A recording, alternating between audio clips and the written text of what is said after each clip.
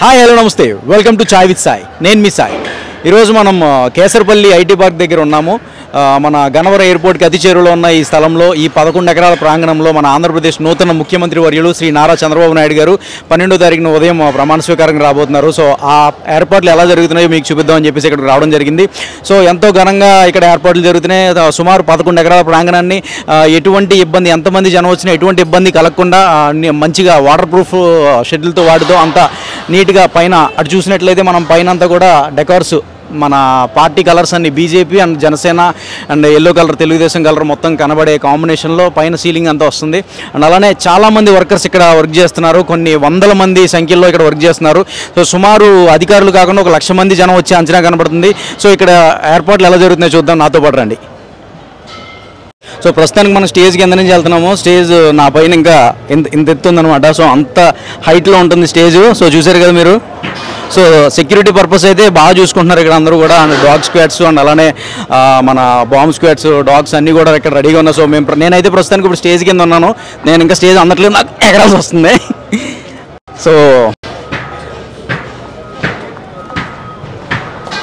So మనమైతే ఇప్పుడు స్టేజ్కి పక్కనే ఉన్నాం. సో స్టేజ్ పక్కన ఒక 4 ఏసీలు అయితే ఉన్నాయి, అవుట్డోర్ యూనిట్స్ ఇవన్నీ కూడా. సో ఇవన్నీ కూడా స్టేజ్ మీద ఉన్న మెయిన్ అఫీషియల్స్ అందరికీ కూడా ఎటువంటి వేడి రాకుండా, సమ్మర్ కాబట్టి వేడి గట్టిగా ఉంటుంది కాబట్టి సో చల్లగా ఉండడం కోసం ఇంత పెద్ద పెద్ద బ్లోయర్స్ని ఇక్కడ ఏర్పాటు చేశారు. ఇదంతా కూడా కూలింగ్ అనేది స్టేజ్ మీదకి వెళ్తుంది. స్టేజ్ చూసారు ఎంత హైట్లో ఉందో. నియర్లీ స్టేజే ఉంటుంది, ఒక 10 అడుగుల వరకు ఉంటుంది స్టేజ్. సో చాలా ఎత్తులో ఉంది. సో బయట అయితే ఎండలు చాలా ఎక్కువగా ఉన్నాయి కదా, మరి స్టేజ్ మీద ఉన్న అఫీషియల్స్కి కాకుండా కింద కూర్చున్న పబ్లిక్ కూడా ఎటువంటి ఇబ్బంది లేకుండా ఇక్కడ పెద్ద పెద్ద కూలర్స్ అయితే అరేంజ్ చేయడం జరిగింది. నియర్లీ ఒక్క సైడ్ కాదు, ఇటు సైడ్ నుంచి అటు సైడ్ ఒక కూలర్, ఇటు సైడ్ ఒక కూలర్ ప్రతి చోట ఏర్పాటు చేశారు. షెడ్ అంతా కూడా అలానే ఉంది. అలానే ప్రతి షెడ్లో కూడా ఏర్పాటు చేస్తున్నారు. అక్కడి నుంచి చూసుకున్నట్లయితే మనం వితిన్ 50 ఫీట్లోనే మనకి 1 2 3 4 5 కూలర్స్ ఉన్నాయండి. ప్రతి 10 అడుగులకి ఒక్కొక్క కూలర్ని పెడుతున్నారు. సో పబ్లిక్కి ఎటువంటి ఇబ్బంది రాకుండా, ఇక్కడ వచ్చిన వాళ్ళందరికీ కూడా కొంచెం వాతావరణ ఇబ్బంది కలగకుండా, ఎటువంటి వేడి రాకుండా ఉండడానికి కూలర్స్ ఏర్పాటు చేయడం జరిగింది. అండ్ అలానే ప్రతి ఒక్కరు కూడా ప్రోగ్రామ్ని చూడడానికి, ప్రమాణ స్వీకారానికి అక్కడ ఎల్ఈడి స్క్రీన్స్ కూడా ఉన్నాయి మనకి. ఎక్కడికక్కడ ఎల్ఈడి స్క్రీన్స్, ఎక్కడికక్కడ కూలర్స్. సో ఎక్కడ కూడా మనం బయట అవుట్డోర్ ప్రోగ్రామ్ జరుగుతుందనే విధంగా ఎక్కడా లేదు. అంతా కూడా ఏదో ఒక పెద్ద స్టేడియంలో జరుగుతున్నట్టు ప్లాన్ చేశారు. ఇదంతా కూడా ఒక ఇండోర్ స్టేడియంలో ఉంది. అంత బాగా జరుగుతున్న వర్క్స్. సో ఇక్కడ వర్క్స్ చేసేది కూడా మనకి టీమ్ ఆర్కేస్ అంట, ఎవరో మరి ఈవెంట్స్ గవర్నమెంట్ పొలిటికల్ అవుట్డోర్ వాళ్ళ నంబర్ కూడా అక్కడ ఉంది. సో దగ్గర ఒక 50 నుంచి 100 లారీలు ఉంటాయి. అంత సరుకు వచ్చింది ఇక్కడికి. నిజంగా ఎక్కడికక్కడ చైర్స్ ఒక కొన్ని లారీస్లో, కూలర్స్ కొన్ని లారీలో, బారిగేట్స్ కొన్ని లారీలో, అండ్ అలానే పైన షెడ్స్ కొన్ని లారీల్లో, అలాగే ఐజర్ వ్యాన్స్, ఎక్కడికక్కడ ప్రతిదీ కూడా వెల్ ప్లాన్డ్గా జరుగుతుంది. సో ఇక్కడ అంతా కూడా వర్క్ అంతా కూడా చాలా బాగా జరుగుతుంది. అండ్ ఎల్లుండి మరి ప్రమాణ స్వీకారం ఎలా జరుగుతుందో చూడాలి. అండ్ ఎటువంటి ఇబ్బంది జరగకుండా, ఎటువంటి ఆటంకాలు రాకుండా ఇక్కడ ప్రోగ్రామ్ జరిగేలా చూసుకోవడానికి చాలామంది టీం ఉన్నారు. ఇక్కడ కమిషనర్స్ కానీ, కలెక్టర్స్ కానీ అండ్ పోలీసు వారు కానీ చాలా బాగా సహకరిస్తున్నారు అందరికీ కూడా. సో ఇక్కడ మనం చూసుకున్నట్లయితే పైన క్లాత్ అంతా కూడా కట్టుకుంటూ వస్తున్నారు. సో ఆల్రెడీ స్టిచ్చింగ్ చేసేసిన క్లాత్స్ ఇవి. సో ముందుగానే ప్లాన్గా స్టిచ్ చేసి కింద నుంచి పైకి తీసుకెళ్ళి అంత ఎత్తులో, నియర్లీ ఒక 20 ఫీట్ ఉంటుంది, అంత ఎత్తులో కింద నుంచి నిచ్చెన వేసుకొని క్లాత్ కట్టడం జరుగుతుంది. సో ఇంకా హాఫ్ ఆఫ్ ది పార్ట్ అయింది, ఇంకా హాఫ్ ఆఫ్ ది పార్ట్ పైనే ఉంది. ఇంకా నాకు తెలిసి 1/4 అయి ఉంటుంది అంతే. ఇంకా 3/4 దగ్గర క్లాత్ కట్టాల్సి ఉంది. సో మేబీ రేపటికి అవుతాయేమో, కంప్లీట్ అవుతాయేమో వర్క్స్. సో ఎల్లుండి కదా మరి, అంటే మేము ఈరోజు షూట్ చేస్తున్నాము, ఈరోజు 10th. సో 12th ప్రమాణ స్వీకారం కాబట్టి మేబీ రేపటికి కంప్లీట్ అవ్వచ్చు వర్క్స్ అన్ని కూడా. సో ఇప్పుడు మనం చూసుకున్నట్లయితే మెయిన్ షెడ్కి పక్కన ఇంకొక షెడ్ వేశారు. సో చాలా దూరం ఉంది, నియర్లీ ఒక 500 ఫీట్ వరకు ఉండొచ్చు అని అంచనా.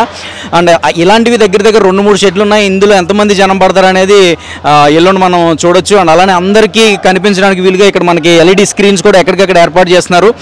సో ప్రతి షెడ్లోనూ నియర్లీ ఒక 10 వరకు ఎల్ఈడి స్క్రీన్స్ అయితే ఏర్పాట్లు చేసే అంచనా కనబడుతుంది. అంటే అందరికీ చంద్రబాబు నాయుడు గారు క్లియర్గా కనిపించలేదంటే స్టేజ్ చాలా దూరంలో ఉంటుంది కాబట్టి ఆయన కనిపించట్లేదనే ఇబ్బంది లేకుండా ఆ స్క్రీన్స్లో కింద కూర్చున్న ఆడియన్స్ అందరూ కూడా చూడడానికి వీలుగా, అలాగే ప్రజలు చూడడానికి వీలుగా అక్కడ స్క్రీన్స్ అయితే ఏర్పాటు చేయడం జరిగింది.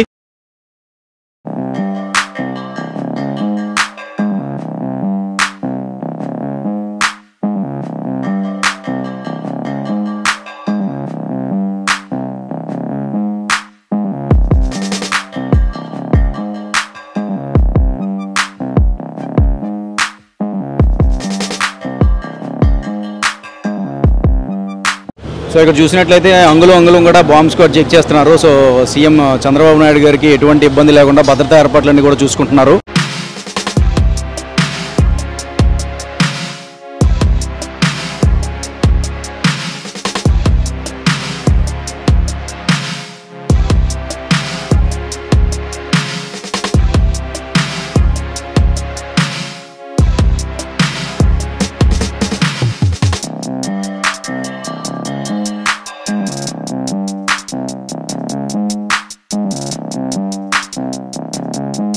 ఇదే ప్రాంగణంలో ఇదే స్టేజ్ మీద నుంచి మన శ్రీ నారా చంద్రబాబు నాయుడు గారు రేపు 12వ తారీఖున ప్రమాణ స్వీకారం చేయబోతున్నారు.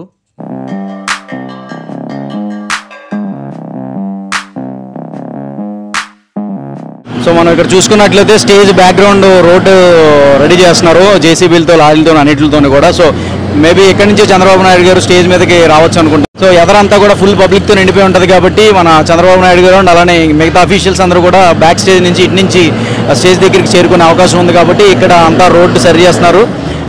పెద్ద పెద్ద ప్రొక్లైనర్స్ అలానే లారీలు చాలా వర్క్ చేస్తున్నాయి ఇక్కడ స్టేజ్ దగ్గర. ఇక్కడ ఉన్న అఫీషియల్స్ అందరూ కూడా కలెక్టర్స్, మన కమిషనర్ గారు వాళ్ళందరూ కూడా రేపు ప్రోగ్రామ్ ఎలా ప్లాన్ చేయాలి ఏంటి అనేది కూడా అంతా డిస్కస్ చేసుకుంటున్నారు. ఒక గ్రూప్ డిస్కషన్ లాగా సో మీటింగ్లా పెట్టుకున్నారు. ఇప్పుడే చిన్నగా హట్స్లా వేశారు. సో లోపల అంతా కూడా రేపు అంటే ఇక్కడికి వచ్చిన తర్వాత స్టేజ్ ఎక్కే గ్యాప్లో మేబీ అఫీషియల్స్ అందరూ కూడా ఇందులో ఉండడానికి ఏర్పాటు చేసినట్లుంది. అక్కడ గ్లాస్ డోరు అండ్ అలానే ఇటు సైడ్ ఈ రైట్ సైడ్ అంతా కూడా హట్స్లా ఉన్నాయి, లైట్గా చిన్న హట్స్ లాగా.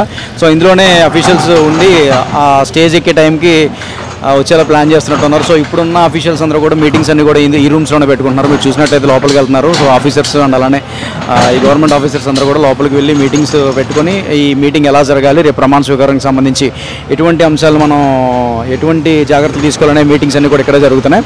సో ఇక్కడ చూసుకున్నట్లయితే మనం ఇంకా షెడ్ నిలబడలేదు. సో ఆ పనులన్నీ కూడా జరుగుతున్నాయి. సో ఇందాక మనం నుంచున్నాం కదా, ఆ షెడ్ పక్కన ఇంకొక షెడ్ అనమాట, దానికి ఆనుకొని సో ఇదంతా కూడా నిలబెట్టే ప్రాసెస్లో ఉంది. వర్కర్స్ అందరూ కూడా హైదరాబాద్ నుంచి వచ్చారు. సో ఇక్కడే వర్క్ జరుగుతుంది.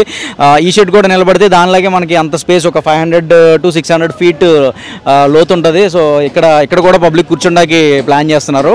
సో ఇదంతా లేస్తే ఇంకా నీడగా ఉంటుంది ఇక్కడ అంతా కూడా. ఇటు సైడ్ చూసుకుంటే బయో టాయిలెట్స్ అన్ని కూడా ఏర్పాటు చేశారు. సో ఇవన్నీ కూడా బయో టాయిలెట్స్ వచ్చిన పబ్లిక్కి ఎటువంటి ఇబ్బంది లేకుండా బయో టాయిలెట్స్ అన్ని ఏర్పాటు చేయడం జరిగింది. సో ఇక్కడంతా కూడా టాయిలెట్స్ అన్ని కూడా పబ్లిక్ యూజ్ చేసుకోవచ్చు. ఇక్కడ నుంచి మనకి ఈ షెడ్ అంతా కూడా చాలా దగ్గరే. సో ఈ థర్డ్ షెడ్ కూడా నిలబడిపోతే అది మెయిన్ షెడ్, స్టేజ్ ఉన్న షెడ్ ఇది. అండ్ ఇది సెకండ్, అటు సైడ్ ఇంకొకటి ఉంటుంది. మొత్తం 3 షెడ్స్, మధ్యలో స్టేజ్ ఉంటుంది. చంద్రబాబు నాయుడు గారు మధ్యలో నుంచి మాట్లాడతారు. అండ్ అలానే ఈ షెడ్స్లో ఉన్న వాళ్ళకి ఆయన కనిపించే విధంగా ప్రతి షెడ్లోనూ స్క్రీన్స్ అయితే ఏర్పాటు చేయడం జరిగింది. సో ఇక్కడ ఇది నిలబడిన తర్వాత స్క్రీన్స్ కూడా ఏర్పాటు చేస్తారు.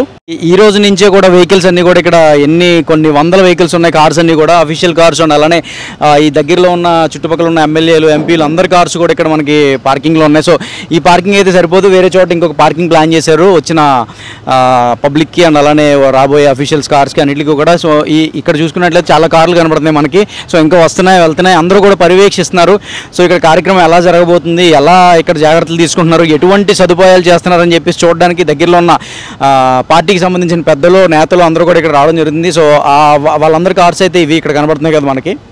సో ఇటు పక్క చూసుకున్నట్లయితే మనకు అన్ని జనరేటర్స్, అండ్ ఇటు పక్క చూసుకున్నట్లయితే కొన్ని వందల్లో లారీలు. సో ఎక్కడి నుంచి తెచ్చారు అనేది అర్థం కావట్లేదు, కానీ ఇదంతా మొత్తం అంతా హైదరాబాద్ నుంచి వచ్చినట్టుంది. సో ఇక్కడ ఏదో భారీ ఎత్తు సినిమా షూటింగ్ జరుగుతున్నట్టుంది. సో రేపు ప్రమాణ స్వీకారానికి అయితే అంగరంగ వైభవంగా ఇంకా వస్తూనే ఉన్నాయి జనరేటర్స్. అక్కడ మీకు చూసినట్లయితే ఒక్కొక్క వెహికల్ మీద ఒక్కొక్క జనరేటర్ వస్తున్నాయి. సో ఇక్కడ మరి పవర్ సప్లై అంతా కూడా జనరేటర్ మీద ఆధారం కాబట్టి కంటిన్యూషన్ పవర్ అనేది కట్ అవ్వకుండా కంటిన్యూషన్ జనరేటర్ మీద రన్ చేస్తారు ఈవెంట్ అంతా కూడా. సో ఈ ప్రమాణ స్వీకారం కార్యక్రమం అంతా కూడా అందుకోసమని ఇక్కడ కొన్ని ఒక 50 నుంచి 100 మధ్యలో ఉంటాయి అనుకోండి జనరేటర్స్ అన్నీ ఉన్నాయి.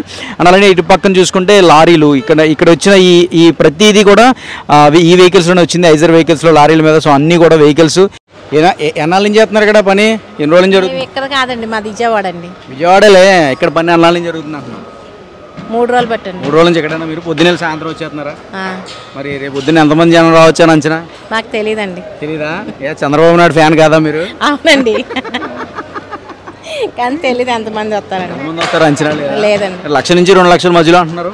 తెలియదండి. మరి మీరు వస్తారా? మరి మేము రేపు కూడా వస్తామండి. రేపు వస్తారు. ఎల్లుండి ప్రమాణ స్వీకారానికి? ఎల్లుండి కూడా వస్తాం. ప్రమాణ స్వీకారానికి కూడా వస్తారా?